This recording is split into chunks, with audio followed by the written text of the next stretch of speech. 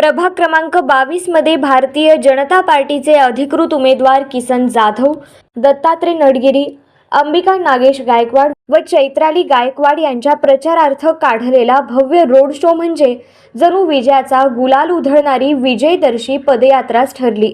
रामवाडी शासकीय गोदामापासून सोनी नगर, रेवण सिद्धेश्वर नगर, विजापूर नाका मार्गे रामवाडी मुख्य रस्त्यापर्यंत निघालेल्या या पदयात्रेत हजारो महिलांनी हातात भाजपचे झेंडे घेऊन उत्स्फूर्त सहभाग नोंदवला आणि अवघा परिसर भगवामय झाला।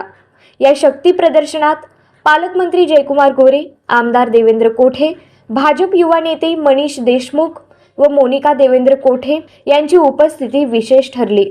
विकास म्हणजे भाजप आणि भाजप म्हणजे विकास। प्रभाग 22च्या सर्वांगीण विकासासाठी निधी कमी पडू देणार नाही अशी ठाम ग्वाही पालकमंत्री गोरे यांनी देत किसन जाधव व नागेश गायकवाड यांच्या पाठीशी भाजप सरकार खंबीरपणे उभे असल्याचे स्पष्ट केले।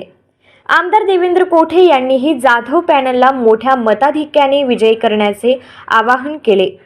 किसन जाधव म्हणाले, मुख्यमंत्री देवेंद्र फडणवीस यांनी प्रभाग 22 साठी भरघोस निधी मंजूर केला असून पालकमंत्री गोरे, आमदार विजयकुमार देशमुख, आमदार सुभाष देशमुख आणि आमदार देवेंद्र कोठे यांच्या नेतृत्वाखाली प्रभागाचा विकास आता थांबणार नाही। मोनिका कोठे यांनी या पदयात्रेला प्रत्यक्ष विजय यात्रा संबोधले।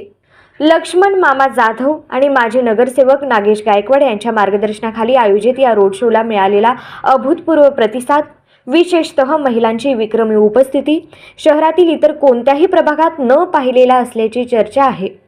यावरून किसन जाधव व नागेश गायकवाड यांचे वर्चस्व स्पष्ट होत असून भाजपाचे चारही उमेदवार मोठ्या मताधिक्याने विजयी होतील असा ठाम अंदाज राजकीय वर्तुळात व्यक्त केला जात आहे।